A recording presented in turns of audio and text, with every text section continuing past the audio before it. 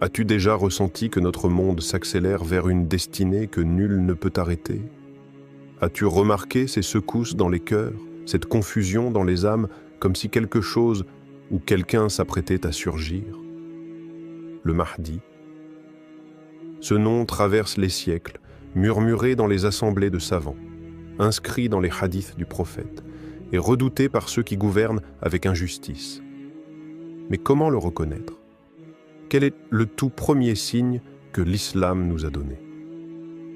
Dans cette vidéo, la foi islamique t'emmène dans un voyage prophétique, entre hadiths authentiques et signes de la fin des temps, pour comprendre le tout premier souffle annonciateur de l'envoyé caché.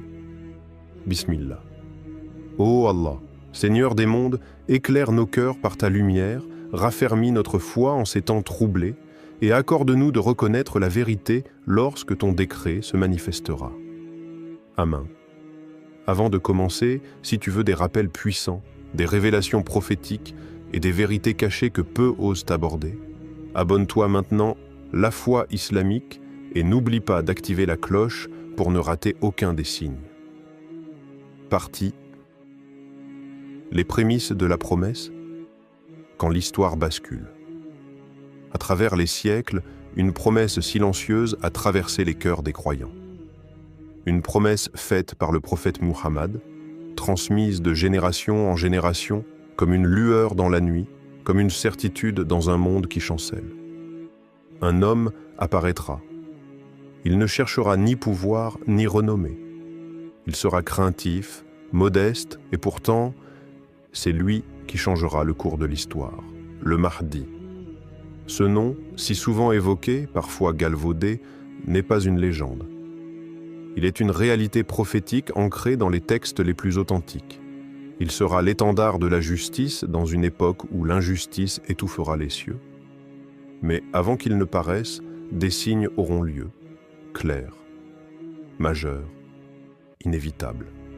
Et parmi eux, le premier signe, le commencement d'un déploiement divin. Le prophète nous a avertis. Il a dit, rapporté par Abu Daoud, « Le Mahdi sera issu de moi. Son front sera large et son nez aquilin. Il remplira la terre de justice et d'équité comme elle aura été remplie d'injustice et d'oppression. Il régnera pendant 7 ans. » Mais ce ne sera pas une apparition soudaine dans le silence. Avant lui, des troubles secoueront le monde islamique. Le tout premier des signes n'est pas un miracle céleste ni une guerre ouverte. C'est le chaos. Un désordre mondial, une confusion généralisée. Le premier signe, c'est le vide de direction, le vide de repères, le vide d'autorité dans la Oumma, des pays musulmans sans dirigeants stables, des peuples opprimés, désorientés, des trahisons internes, des manipulations externes. C'est le moment exact où l'on sent que tout s'écroule, mais que quelque chose se prépare. Le prophète a dit, dans un hadith rapporté par Ibn Majah, « Avant l'apparition du Mahdi, il y aura des conflits internes, des désaccords entre les peuples et des tremblements. » Des tremblements, pas seulement géologiques, mais spirituels, sociaux, politiques. Une fitna globale, où les vérités seront confondues avec des mensonges, où les chefs trahiront et où les savants seront muselés ou corrompus. C'est dans ce contexte d'anarchie et de tensions grandissantes que la terre d'Arabie connaîtra un événement décisif, la mort d'un roi. Et c'est là que le sablier s'inversera. Car lorsqu'un roi d'Arabie mourra et que ses successeurs se disputeront le trône, alors ce sera le moment. Le Mahdi ne sera pas encore visible. Mais le destin aura été enclenché. Selon le hadith rapporté par Nu'aym ibn Hammad, la mort d'un roi d'Arabie et la dispute entre ses successeurs sera un des signes du Mahdi. Ce n'est pas un détail. C'est le déclencheur. L'événement qui déstabilisera la région du Hijaz et créera un vide de pouvoir autour de la Mecque. Ce vide deviendra le berceau du Mahdi. Ya Allah, montre-nous la vérité comme étant la vérité et accorde-nous la force de la suivre. Préserve-nous des troubles de cette époque et purifie nos cœurs de l'orgueil, afin que nous reconnaissions ton envoyé même s'il apparaît dans l'humilité. Mais comment le Mahdi apparaîtra-t-il exactement? Où sera-t-il lorsque ce chaos explosera? Et surtout, qui seront ceux qui le reconnaîtront les premiers?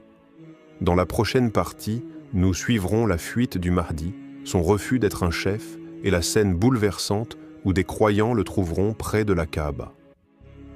Partie 2. Le refus du trône, quand l'élu fuit la lumière, la Mecque, la ville sainte, cœur battant de l'islam depuis qu'Ibrahim alayhi salam y érigea les fondations de la maison sacrée. C'est là que tout commence, ou plutôt là que tout doit recommencer. Mais ce n'est pas une entrée triomphale. Ce n'est pas un homme qui clame « Je suis le Mahdi ». Bien au contraire. C'est un homme ordinaire, au regard fuyant, au cœur lourd, qui cherche à disparaître dans la foule. Il ne veut pas être vu. Il ne veut pas être trouvé. Et pourtant, c'est lui, le Mahdi. Après la mort du roi d'Arabie et les luttes internes qui suivent, une instabilité s'empare du Hidjaz. Les tensions montent, les tribus se divisent, des soulèvements apparaissent. Et dans cette confusion, un groupe de croyants sincères, pieux, chercheurs de vérité, se met à scruter les signes. Ils savent, ils ont retenu les paroles du prophète. Ils savent que l'homme qu'ils cherchent ne viendra pas à eux avec des drapeaux et des slogans. Ils doivent le trouver et le forcer à accepter. Car l'un des signes de l'authenticité du Mahdi, c'est justement son refus.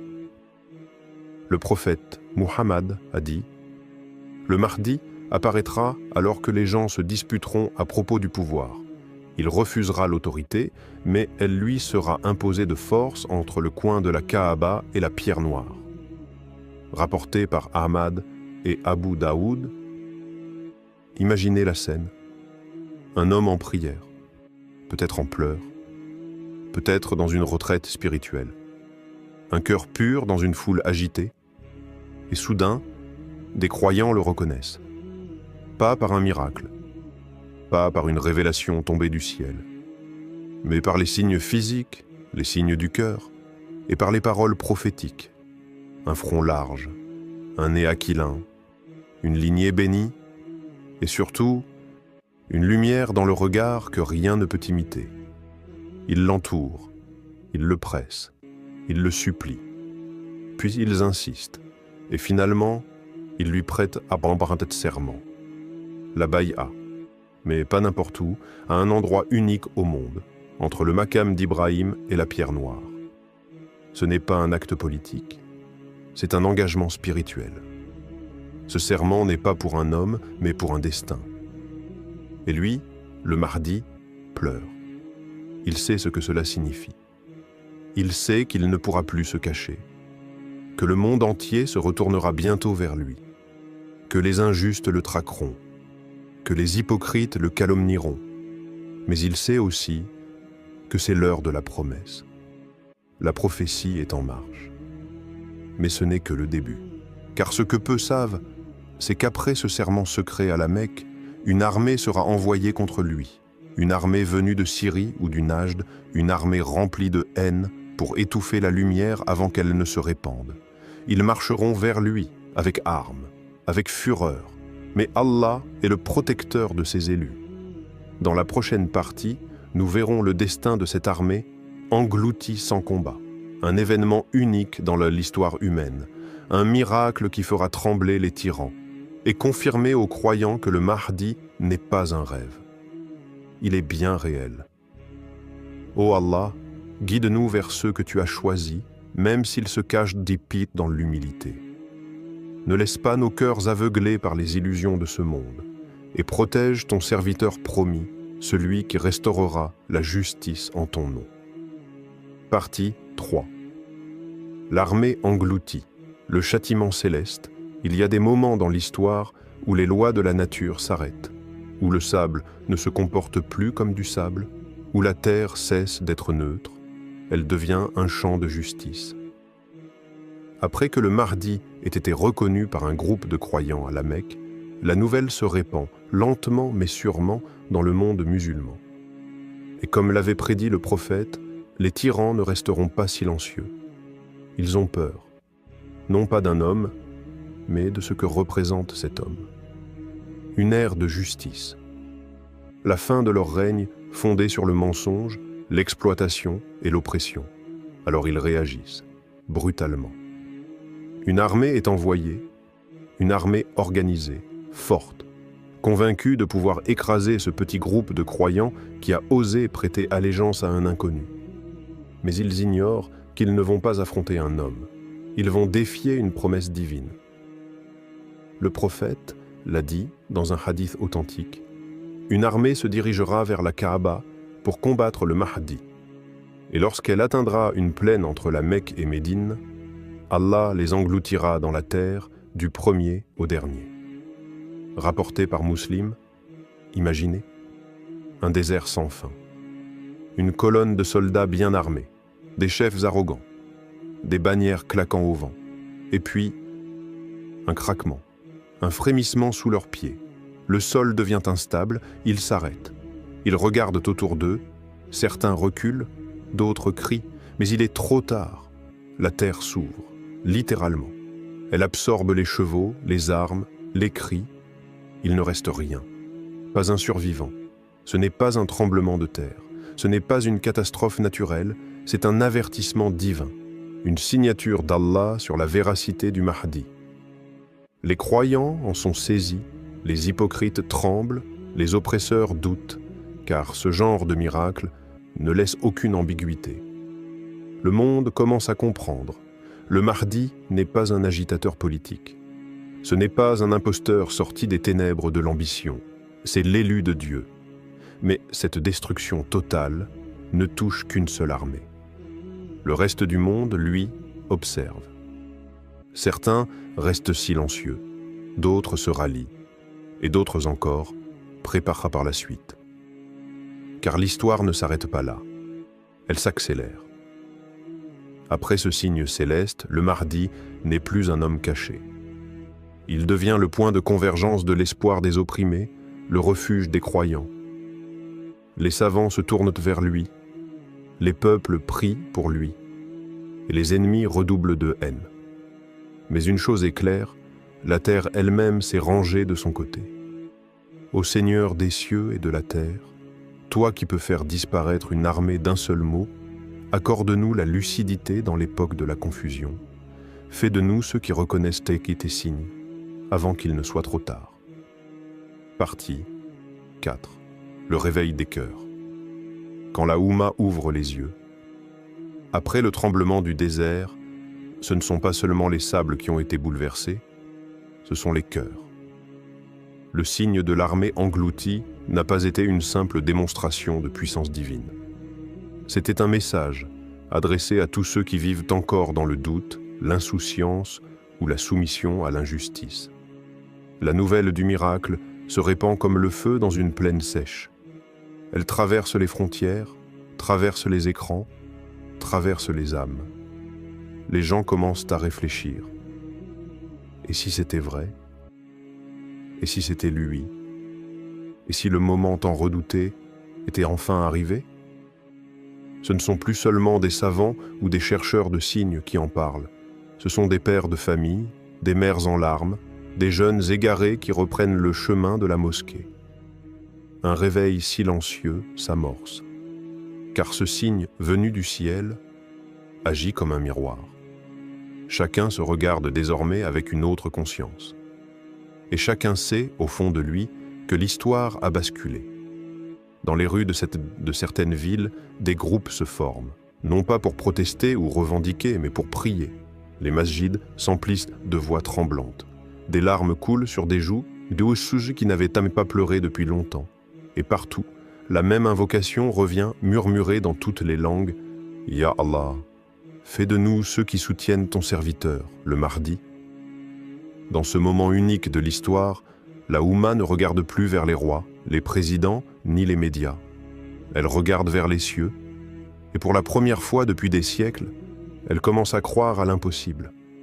Elle commence à croire qu'Allah n'a jamais abandonné ses serviteurs, qu'il a toujours tenu sa promesse, et que ce Mahdi, dont on riait encore hier dans les débats télévisés, devient aujourd'hui l'axe autour duquel le monde tourne.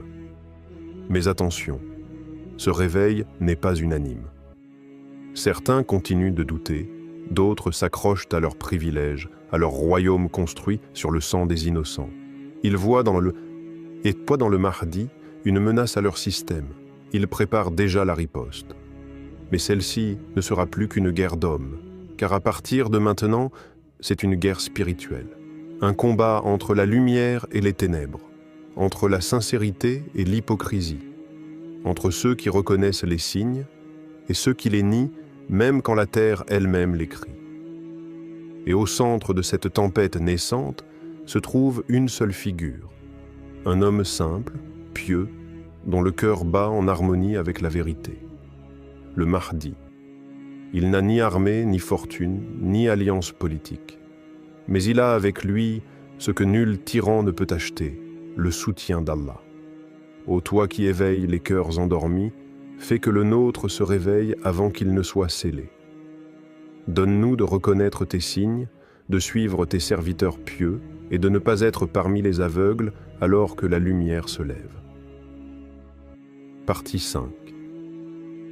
L'appel final, préparez vos cœurs pour l'inévitable. Le signe du Mahdi ne marque pas simplement un tournant dans l'histoire des peuples, mais aussi un tournant dans l'histoire de chaque âme.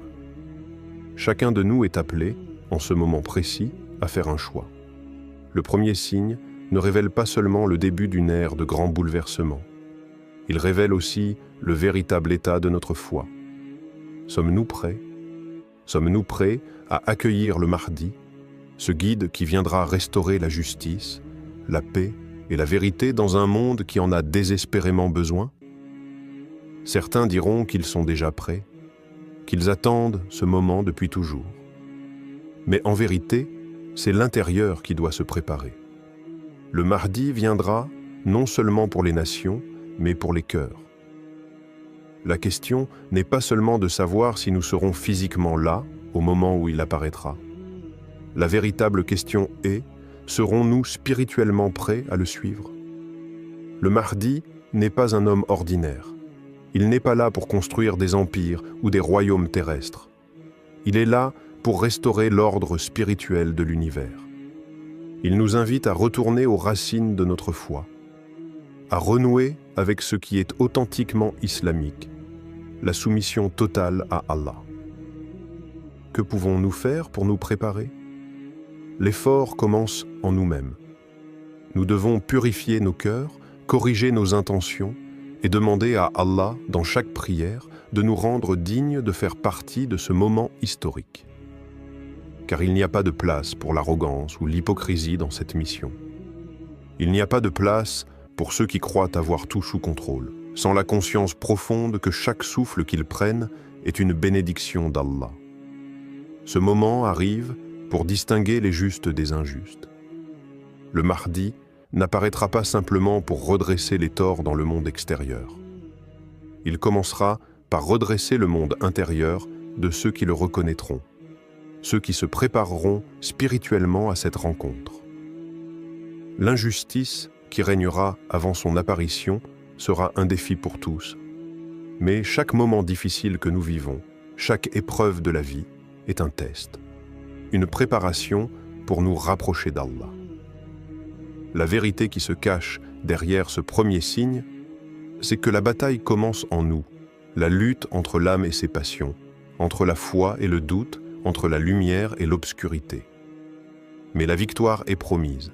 La victoire est promise à ceux qui persistent dans la foi, à ceux qui choisissent chaque jour de se tenir près de la vérité, de se rappeler de leur Créateur, de se consacrer à la prière, à la purification de l'âme et à la justice. Car le Mahdi, quand il apparaîtra, ne viendra pas seul. Il sera entouré de ceux qui ont su rester fermes dans leur foi, de ceux qui ont fait briller la lumière de l'islam dans l'obscurité du monde. Et lorsque le jour viendra, quand le Mahdi se lèvera parmi nous, il nous trouvera prêts à répondre à l'appel. Le monde sera changé, et ce sera nous qui aurons changé avec lui. Ô Allah, fais de nous des témoins de cette ère bénie. ouvre nos cœurs et nos esprits pour comprendre tes signes et te suivre sans réserve, jusqu'à ce que le Mahdi vienne nous guider sur le chemin de la vérité. Amin. Le Mahdi est un signe divin, un signe qui annonce non seulement la fin des épreuves du monde, mais aussi la renaissance spirituelle de chacun de nous. Si l'apparition du Mahdi est un événement que nous attendons tous, il est essentiel de comprendre que son arrivée n'est pas seulement un moment historique, c'est un test de foi pour chacun de nous. La question n'est pas si nous serons présents lors de cet événement, mais si nous serons prêts spirituellement à le reconnaître et à le suivre. Les signes sont là, présents dans le monde autour de nous, dans les événements qui se déroulent à une vitesse fulgurante. Mais avant de regarder l'extérieur, nous devons tourner nos regards vers l'intérieur. Nous devons préparer nos cœurs pour accueillir celui qui viendra restaurer la justice, la paix et la vérité. Il est impératif que nous examinions nos vies, que nous purifions nos intentions et que nous renforcions notre connexion avec Allah à travers la prière, la repentance et le service envers l'humanité. Le Mahdi n'apparaîtra pas dans un monde parfait, mais dans un monde où la lumière est souvent obscurcie par les ténèbres. C'est pourquoi, en attendant ce moment béni, nous devons faire briller la lumière de notre foi en nous-mêmes et autour de nous. Chaque jour est une opportunité de nous rapprocher de notre Créateur, d'acquérir la paix intérieure et de faire croître notre compréhension de la vérité divine. La venue du Mahdi est une promesse, mais elle est aussi un appel à l'action. Musique inspirante, légère montée en intensité. Que la venue du Mahdi ne soit pas seulement un événement futur, mais un moment de transformation aujourd'hui. Que ce signe nous rappelle que chaque acte de foi, chaque prière sincère, chaque pas vers le bien est une préparation à cet instant glorieux. Le temps est venu de se tenir prêt. Que la paix et la bénédiction d'Allah soient sur vous et qu'il nous guide tous dans cette période de préparation, afin que nous soyons dignes de suivre celui qui viendra redresser ce monde, le Mahdi. Amin.